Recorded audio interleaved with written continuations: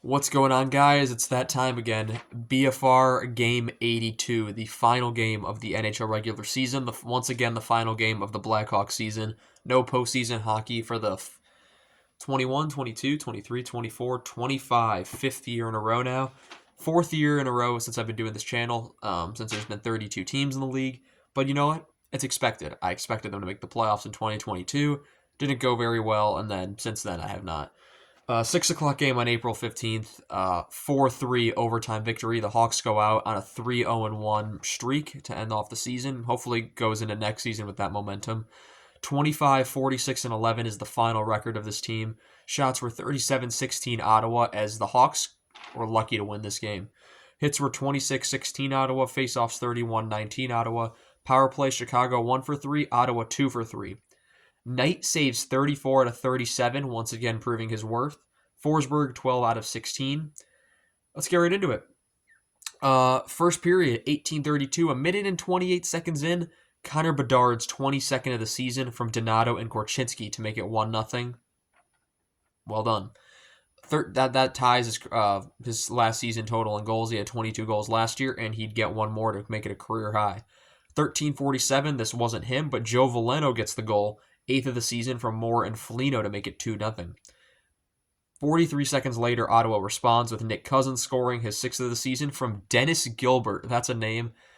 There's those things on Instagram. It's like guess the NHL player, and it'll show like a bunch of all the teams they played for in a row. And then if you click over a slide, it goes what years they played, and then the third slide is who they are. I swear Dennis Gilbert came up. I got it on the first slide just because I knew the career path, because his name will pop up here and there once in a while, and I'll be like, whoa, I forgot about Dennis Gilbert. That's from Gilbert and Montepallo to make it 2-1. That's the most I've ever talked about Dennis Gilbert, probably. 137, Chicago penalty to Slaggert for tripping. Second period, 18:45, Chicago penalty to Bedard for hooking, which is killed. So it's 5-on-3 for 8 seconds, but on that 5-on-3, Ottawa scores 4 seconds into the 5-on-3. So they scored halfway through. Power play goal to Thomas Chabot, 9th of the season from Stützle and Cousins to make it 2-2. And Hawks killed off the rest of that their penalty then. That's because at 18:02, Ottawa takes a penalty, and it's Cousins for tripping, so it's 4-on-4 for a minute 17 seconds. Bedard comes right out of the box, and they score. 17:36, it's a power play goal to Connor Bedard, his 23rd of the season, a new career high. Bertuzzi and Rinzel with the assist to make it 3-2. The Hawks have the lead. And what's crazy about it is the shot totals at this point, which we'll get to in a second. 4:59, Chicago and Ottawa penalties. It's Donato and Hamonic get 2 for roughing. Donato gets the extra penalty, which is served by Reichel for tripping. And the Senators score 5 seconds into that power play. Drake Batherson's 24th of the season on the power play ties the game up. That's from Cousins to make it 3-3.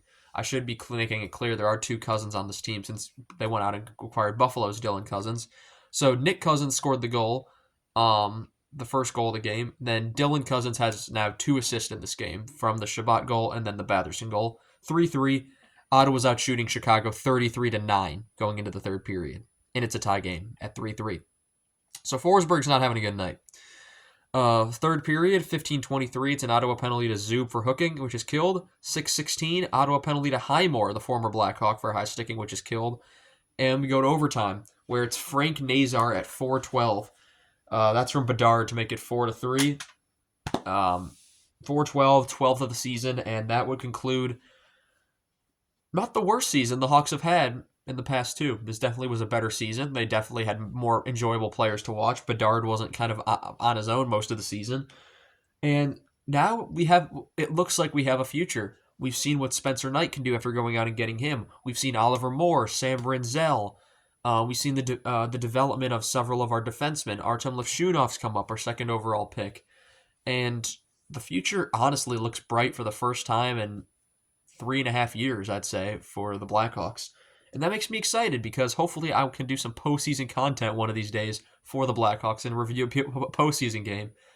If only I was 15 years old when they won in 2010 instead of 5, then maybe I would have had a channel at that point. But YouTube didn't exist really much yet, and there's no way I would have been able to figure that out, especially with iPhones were just coming out at that time, like 2008. So yeah, okay. But that would conclude this game in terms of playoff races. I mentioned in the last video how Montreal didn't clinch.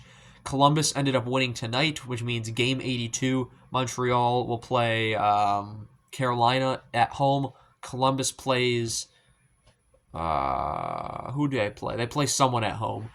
And if Montreal wins, they get in. If Columbus wins and Montreal loses, they get in. If Montreal gets any sort of point, they get in.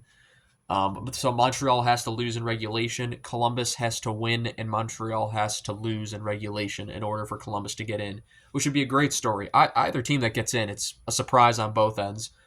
And of course, the only other really big difference is Ottawa made the playoffs, which is something different. Boston finally fell out, like I'd been predicting for years, and finally happened. But yeah, anyway, I will talk about playoffs. Playoff reviews will be coming soon. Expect some on Thursday, well, not Thursday. Maybe some on Thursday, we'll see. But Friday should definitely have some as well, and maybe Saturday. I'll be very busy over those next couple days, but we'll see. We'll see. I want to thank you all so much for watching. If you've been here since the beginning of the season, if you've been here for multiple seasons, thank you once again for watching this final BFR of the season. And we'll be back for season 5 in September of next season for preseason. Of course, stay tuned for the channel for all the content I'll be posting over the summer. There will be some, and by some I mean a lot, especially with playoff time. I'm very productive during the playoff time of year, so stick around. Check some of that content out. I want to thank you all so much for watching this video, and I shall see you all in the next one. Have a good one.